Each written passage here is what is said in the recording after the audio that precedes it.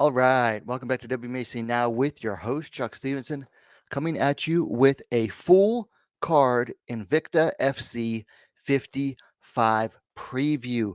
We've got count them, seven fights capped off by the Bantamweight Championship between Toledo Bernardo and Olga Rubin. And this is, well, it's the first card Invicta's put on in over 6 months. But looking at all of their more recent events, this might be the best one in quite a while, and it is probably the most well-rounded in quite a while too. We have two bantamweight bouts, two flyweight bouts, two atomweight bouts, and a strawweight bout.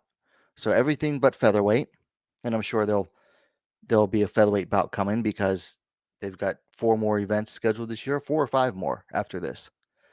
And it's a good one. Like, this has some serious name power too. You've got a former Bellator title challenger in Toledo Bernardo. You've got a former UFC veteran in Bernardo, former Bellator title challenger in Olga Rubin. Kay Hansen's a UFC veteran. Sari Oshima is a former Deep Jewels atomweight champ and the current Deep Jewels microweight champ. Taylor Guardado was a semifinalist in the Bantamweight Phoenix Series tournament for Invicta. She's also a PFL veteran. Yoko Higashi is a PFL veteran as well as the Deep Jewels featherweight champ. Lily Ferreira has fought her last, I believe, 3 bouts for Invicta. So she's a familiar face. Katie Saull's fought for Invicta a bunch of times, also fought for Combate Global. And then the last 2 bouts are both flyweight bouts, and I think all but one of them are making their pro debut. So we've got a good mix here of some debutantes, some contenders, and then really good name power if you've been following WMMA outside just the UFC, which, if you're watching this channel, I assume that you are. So let's get down into this. First up, we have a flyweight bout. Fallon Johnson taking on Violeta Mendoza. Uh, Fallon Johnson is making her debut. Mendoza has one fight so far that she has won. So, two young fighters looking to make their name, and they're doing it on one of the best places possible at Invicta. Looking at the stats here, Mendoza coming in at 1-0. Johnson making her pro debut. Looks like she's lost the last couple of her amateur bouts. Mendoza coming in off of a pro debut 10 months ago in Combate Global, where she picked up a TKO. Looking at the age here, Mendoza is the elder fighter by 11 years, 38 to 27. She doesn't look 38. Johnson will be the taller fighter at 5'8", 173 centimeters to 5'6", 168 centimeters. So I don't remember Violeta Mendoza's debut in Combate. It might have been one of their dark bouts. I'll have to see if I can go back and find it. And Johnson, I don't know anything about, honestly, because I barely have time for pro fights, let alone amateur bouts. So we'll see what these two ladies have to bring. Next up, we've got another pair of fighters looking to get a good start to their careers. We have Zoe Nowicki taking on Josiane Oliveira. Both are flyweights, making their pro debut. Looking at the stats here, both are riding some win streaks in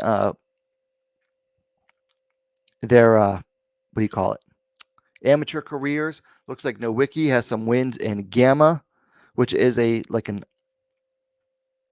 amateur tournament style thing going on. And then I believe Oliveira is the current IMMAF champ, or at least regional champ. So both are coming in with some nice amateur MMA pedigrees. No other stats available for Oliveira. Nowicki is 24 years old, stands 5'1", 155 centimeters. So, two fighters coming in with good amateur pedigrees backing them up. IMMAF is definitely, I would say, the more well-known of the two, where Oliveira fought. More well-known than, say, Gamma. IMMAF's been around longer. I know Gamma is connected, like they have like a partnership with One Championship. So interesting to see Nowicki come here and not one, but they haven't been signing too many ladies at 125 anyway. And you know what? Their loss is likely to be Invicta's gain. So keep an eye out on these two. Then we move to an atomweight bout, a pair of Invicta veterans here. Alessandra Lily Fajeda taking on Katie Saull. Both of these ladies have fought for Invicta before, and Saull's been fighting for a while, and she's fought in plenty of places. Mostly the last few years, it's been a mix of Invicta and Combate Global. So looking at the stats here, Lily comes in at 6-2. Queen of the North, Katie Saull, comes in at 6-6. So Saull has more experience, but not all of it on the winning side. Saull is coming off of a win via TKO 5 months ago in Combate Global. Fajeda riding 2 straight wins, both of them coming through Invicta via decision. Last fought a year ago. So that was in Denver. I was there for that fight. It was a good fight. Saull is the elder fighter by 10 years, 36-26. She's the taller fighter, 5'4", 163 centimeters. That's very tall for atomweight. Not the tallest atomweights, but it is tall. To 5'1", 154 centimeters for Lily Fajeda. And Saull has a reach advantage as well, 63.5 inch, 161 centimeters to 59.4 inch, 151 centimeters. So the SBG Ireland product, Katie Saull, is going to have that reach and height advantage. She's going to want to stay on the outside with her strikes in this fight. Fajeda, nice grappling. She's going to want to get inside and get this fight to the ground. This is one of those, I don't want to see either fighter lose, because you'd like to see a fighter with a 500 record break above that 500 record, because the loss here puts her below it. And she was below that 500 record, and then she's picked up 3 wins in her last 4 fights. So she's been improving a lot. Fajeda, been keeping an eye on her since she fought in, Palace Athena up in Canada. Lost a technical decision that really her opponent should have been disqualified for fouls, which was a shame. And then she came to Invicta. Looks very promising and still young at 26. The pick here is going to be Lily Fajeda. And looking at the picks on Tapology, 91% out of 86 picks have picked her to win. So we will go with Alessandra Lily Fajeda to win this one. Then we go up to bantamweight. Taylor Guardado returning to Invicta after spending some time in PFL, taking on Yoko Higashi, who is making her Invicta debut. This bout is at bantamweight. This is what I'm looking forward to, because it's the return of WMMA to Invicta FC. So should be an interesting one. And Guardado was the runner-up in the Invicta bantamweight Phoenix tournament. Did very well too. Very impressive in that tournament. Guardado comes in at 4-2. Higashi coming in at 8-4. Now look at their progression lately. Guardado coming in had 3 straight wins, dropped a loss to Kayla Harrison via armbar 2.5 years ago, and then most recently fought in Tough Enough 11 months ago, picking up a TKO win over fellow PFL veteran Jackie Cataling. Higashi Was on like 3 straight wins for Deep and Deep Jewels. Made her PFL debut, dropped a TKO loss to Marina Magnatkina, and then dropped a decision to Olena Klesnik. She last fought a year ago. So Guardado picked up a win somewhat recently, and Higashi lost most recently. And they both fought around the same time. Higashi is the elder fighter, 38 to 32.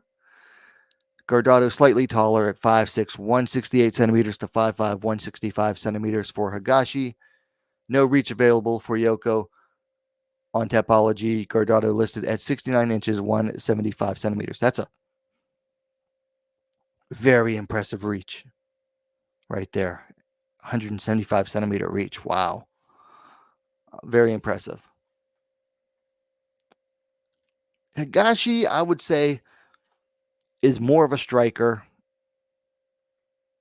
Not so great on the ground.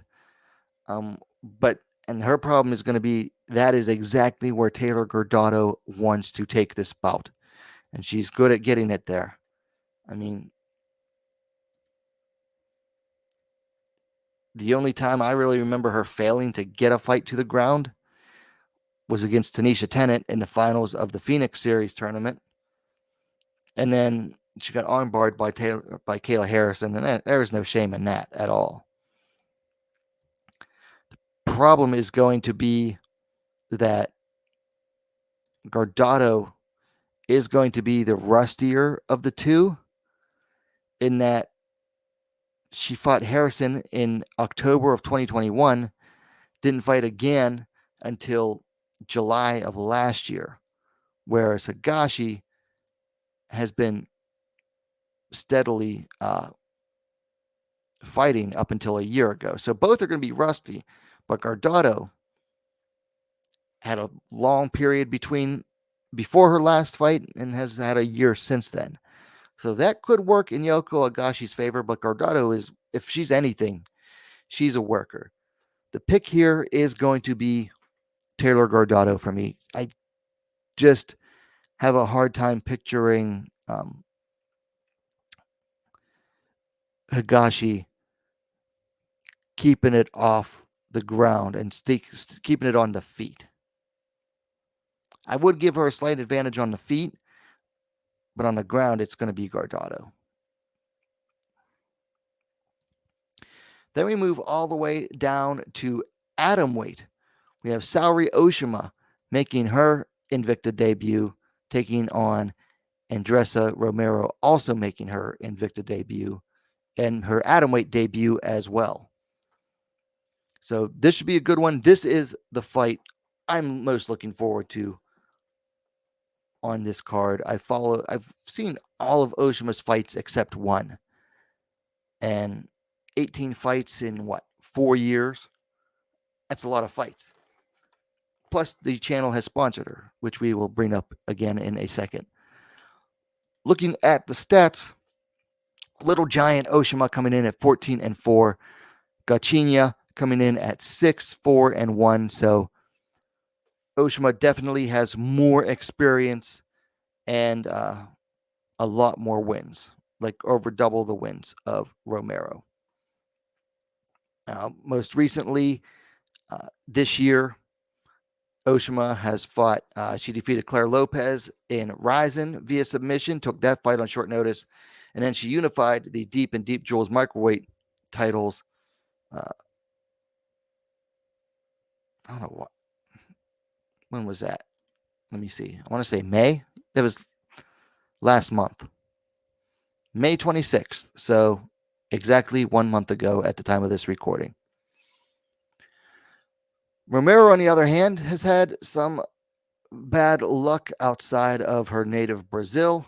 In her last 2 bouts, dropped a decision to Eva Dorthe 11 months ago, and then most recently fought 3.5 months ago in CFFC.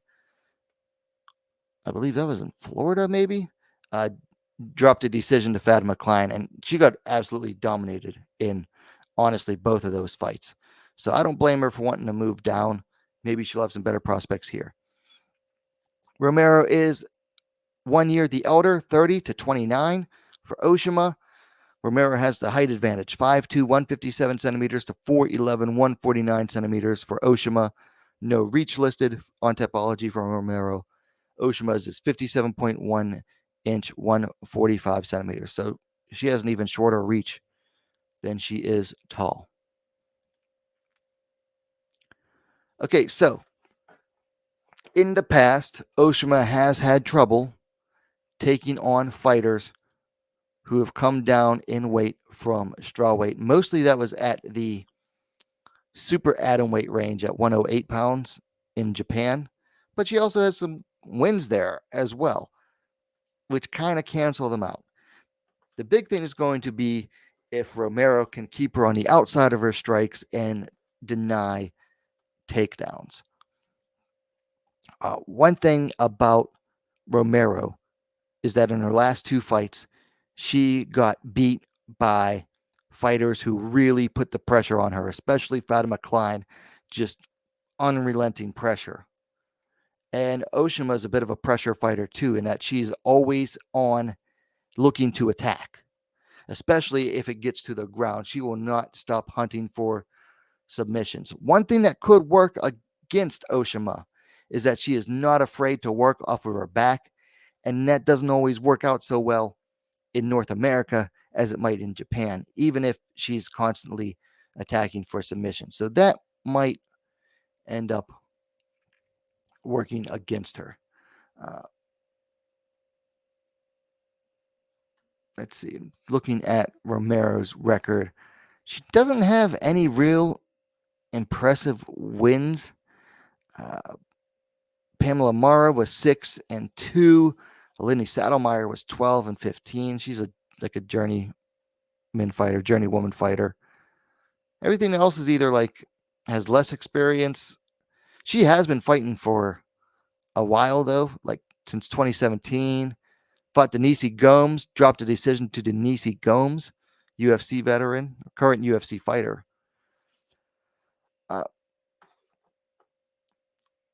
So the channel I'm sponsoring Saori Oshima for this bout as part of it's the second fight of a 2-fight sponsorship deal. I'm picking Oshima to win, but I'm also supporting Oshima no matter what. So take that as you will. Say, oh, well, you're being biased. Yeah, I'm being biased, but I've seen a lot more footage of Oshima, and I've been more impressed with her. So I can still put some of my bias aside and go, okay, I've seen a lot more of Oshima, and I like what I see. 165 picks on Tapology, 98% going for Oshima. Let's see, 61.7% by decision, 27.9% by submission. So she could definitely get a finish here, but it is atom weight, so a decision is also very likely. Then we move to the co-main event, the lone strawweight bout on the card. Invicta and UFC veteran Kay Hansen. She's returning to Invicta for the first time since going to the UFC and fighting for the first time since 2022 when she was released by the UFC. She is taking on Sayuri Canon, who has fought for Invicta once before in her last bout. And other than that, has mostly fought looks like in Mexico or South America. Looking at the stats here, Hansen is the more experienced fighter at 7-6. Canon coming in at 3-0. Of course, Canon is undefeated. Last fought. Wow. She's coming in off of a layoff too. 1 year, 2 months ago, defeated Amanda Macios via decision for Invicta. And then her bout before that was 3 years ago. So, wow. So she'll be coming in rusty. But so is Kay Hansen, who dropped her last 3 bouts all in the UFC. Corey McKenna via decision, Jasmine Jazda Vicious by decision. That was like a year between those 2 bouts. And then 3 months later, dropped a decision to Piera Rodriguez. That was 2 years ago. So both fighters are coming in looking to shake off a lot of rust in this bout. No age given for Canon. Hansen is 24 years old. Man, 13 fights? Only 24 years old, already a UFC veteran and out. She could make her way back. We'll have to see, though. She is the taller fighter. Hansen, 5'2", 157 centimeters to 5'1", 155 centimeters for Sayuri. Kay has the reach advantage. It's almost the same. 63 inches, 160 centimeters for Hansen. 62 and a half inch, 159 centimeters for Canon. Or as Mike Goldberg would say, virtually identical.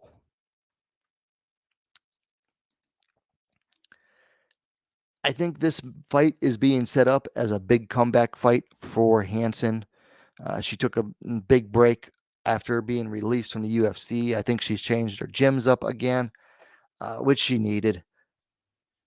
Hopefully, she has a good corner with her that will give her some good corner advice. Quignon, only 3-0. You gotta admit that the matchmaking is most likely going to favor Kay Hansen here. And looking at the picks on Tapology, 61% are picking her. So not as bad as I thought it would be. More narrower than I thought it would be, but still, that's like 2/3 of the votes for Hansen.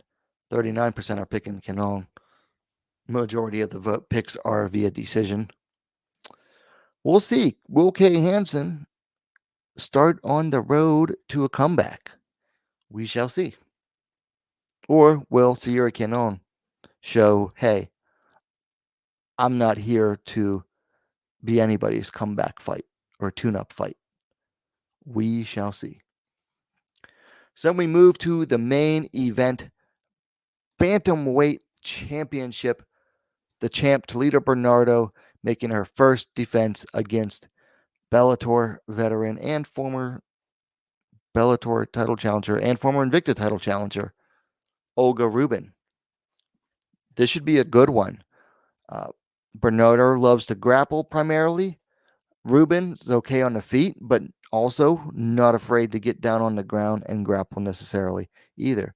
So should make for a good one. 5-minute rounds is the scheduling. Stats say Bernardo comes in at 10-4. Big bad Olga Rubin coming in at 9-3. Bernardo riding 4 straight wins over Lucia Pudilova, Yana Gadelia, Katarina Lenner, and then most recently picked up the title in a unanimous decision over Tanisha Tennant. That was a year and a half ago, or a year and 5 months ago. Rubin, after dropping a decision loss in a title challenge against Tanisha Tennant, so they do have a common opponent. She picked up a decision win against Serena De Jesus, and then most recently picked up a win over Claire Guthrie via buggy choke submission. I was there for that. That was cool to see.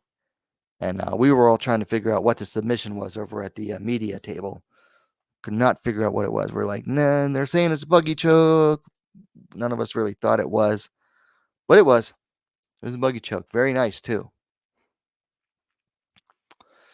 The champ is the elder fighter, 37-34 for Rubin. Rubin is the taller fighter, 5'9", 174 centimeters to 5'4", 163 centimeters for Bernardo. The reach closes the gap, though. 69 inches, 175 centimeters to 68 inches, 173 centimeters for Bernardo. So as I was saying, Rubin is definitely the better fighter in the stand-up. But she's not afraid to go to the ground if necessary and can pull out submissions out of nowhere. Bernardo does her best work on the ground. I think if Rubin wants to win this, she needs to use that height, combine it with the reach, stay on the outside, pick Bernardo apart on the feet, and deny takedowns. Bernardo's best chances are to get inside, get the takedown, and then work for a submission or, ground and control and ground and pound to the decision or a finish. Don't just lay and pray either, but work for the win, earn it. Because I have seen her lay and pray fighters before. This is going to be close, I think. Wow. Okay. Out of 55 picks on Tapology, 80% are picking Toledo Bernardo. And that's probably because of how Rubin got taken down a bunch in her last fight against Claire Guthrie. And that definitely favors Bernardo there. But also the 5-round experience, having most recently fought a 5-round fight, I should say. And honestly, Bernardo, she will take it to the ground for 5 whole rounds. So I was leaning towards Big Bad, but I might have to go with Bernardo, the champ. Hashtag and still on this.